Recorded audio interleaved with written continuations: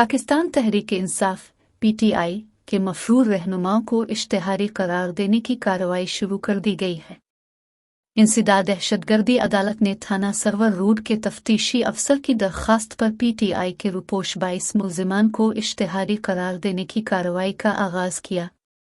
इश्तिहारी करार दिए जाने वाले रहनुमाओं में मुराद सईद, अली अमीन गंडापुर, आज़म सवाती, हमाद अजहर, फरख हबीब, मियाँ असलम इकबाल और अंदलीब अब्बास के नाम भी शामिल हैं।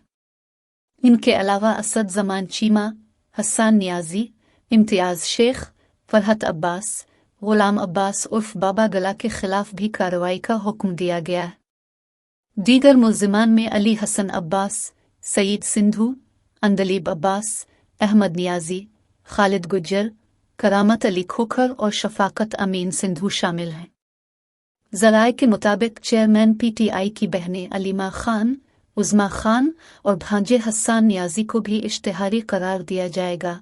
ये तमाम लोग 9 मई के वाक़यात में मुलव्वस होने की बुनियाद पर कानून को मतलूब हैं।